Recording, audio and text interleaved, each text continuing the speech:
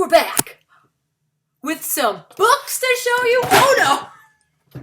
Hold on, I dropped all my books. Oh, you guys, what a klutz. Oh, again, if I knew how to edit, this would probably be like funny transition, but I don't. So you're just gonna have to listen to me pick up books. Okay.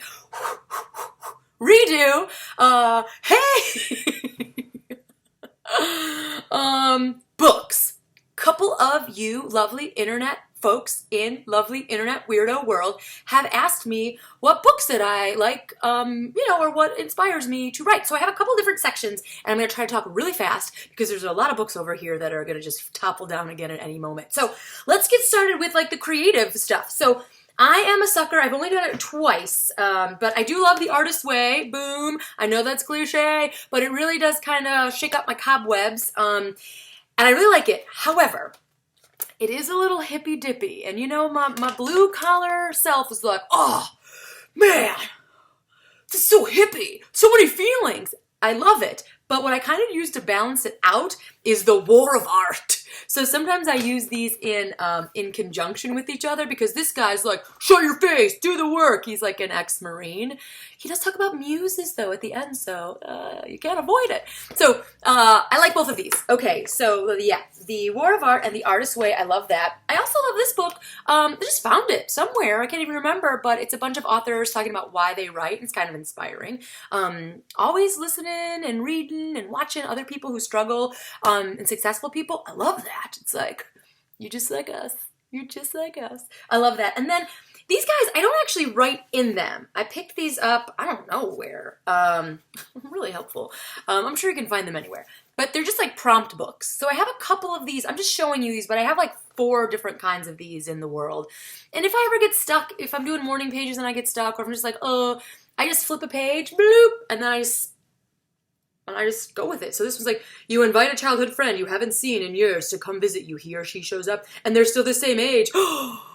Describe your dinner conversation. Dun, dun, dun. So I don't necessarily, I just use them to kind of shake the cobwebs out. So those are kind of writing / creative inspiration books. And then I have this other section where I love to read like local folks. So I've got, these jokers. I flip through this every once in a while because I'm like, hey, local people in Chicago, they're crushing it. So I like to read local books just because, I don't know, I feel connected to them and I love these idiots. And then, shut up. I have no words. Enough said. Come on. Smooch, smooch, smooch. Is that weird that I'm smooching your cock? Wink. Okay, moving on. So that's kind of the local. I like to read local stuff every once a year, just to I don't know, feel connected. And then I really like this gal. I don't know her. I've never met her or anything, but she has just a bunch of hilarious like essays, and some of them are personal stories, and some of them are, I don't know. I really like her, short essayist gal. And there's like the classic David Sedaris, but I didn't put any of the classics in here. I don't know why. I don't know. And then I have to mention Mary Roach. I love Mary Roach. She might be top 5 for sure. And it's nonfiction stuff, but she has so much passion for it, and she's so much research, and it's so fun that you could write, she can write about being a dead person, and I'm like, I will read that. Now, I probably should make a whole separate video on this next author. I love bell hooks. These aren't all the books I have. I love bell hooks. Why she isn't taught in every grade school, middle school, high school, college, I have no idea. She is amazing. She's amazing because she talks about these topics like race, feminism, gender, class in these accessible ways. Just children's books. She's amazing. I wish I would have found her way earlier in my life. I feel like everybody should read bell hooks. The classic one is, feminism is for everybody. Classic. But there's so many. And like I said, she has children's books. Oh, I'm getting all excited. Bell hooks. If you haven't read any bell hooks, please do so. Now here's the other thing. This is not bell hooks' fault. I'm going to put that out there. But these books are stupid expensive, which is it's written so accessibly. Anyone can grasp these. I hate that, who's the publisher? I don't even know. They're like $40, $30, $40, which is insane. So if anybody can make those cheaper out there in internet world, please do so. You can also get this at Women and Children's First, which is an amazing bookstore here in Chicago in Andersonville. So check that bookstore out. I also love the Bookseller, independent bookstore here in Chicago. And the reason I'm sort of doing this as well is, I don't know if you guys have been paying attention to the news. It gives me lights. But Amazon is getting, we don't want to talk about it too much. They're getting a store here in Chicago, and whatever your feelings are about that, cool. But I personally super love independent bookstores, so make sure to check out your local bookstores as well. Okay, moving on really quickly.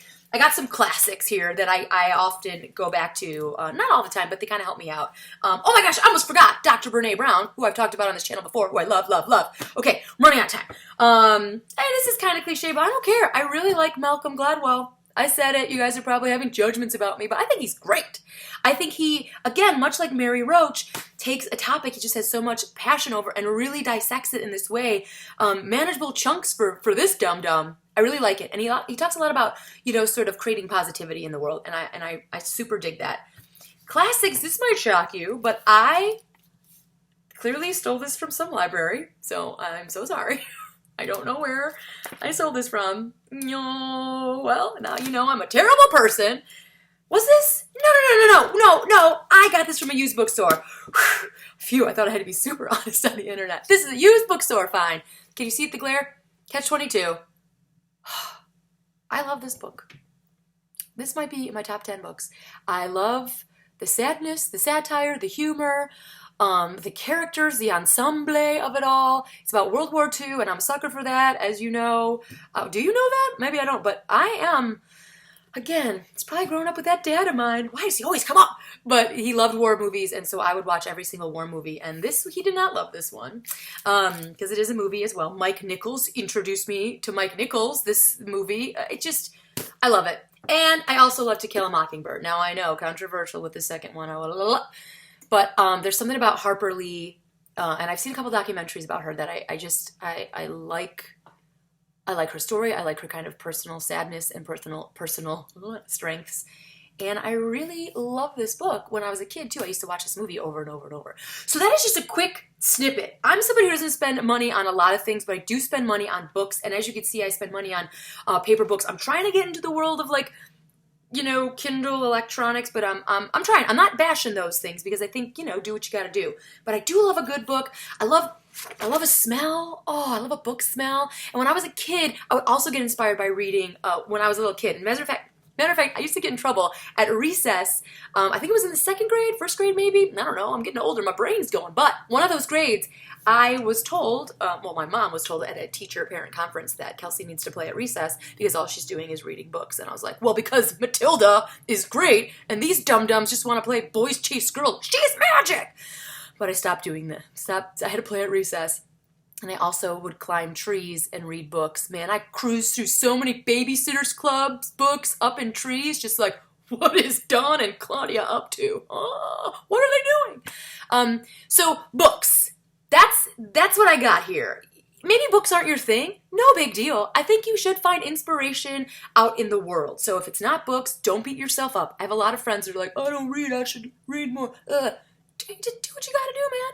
I feel like for me, sometimes it helps me get out of my head to get into someone else's world. And so that's it. Let me know what other books inspire you. And I think I'm also maybe gonna do another video about YouTube channels that inspire me and artists that inspire me. So I don't know, maybe this could be like a whole thing. Unless you guys are bored by it. Oh my gosh, this is a 9-minute video. I have to stop talking. This was crazy. Okay, bye. That was a long one.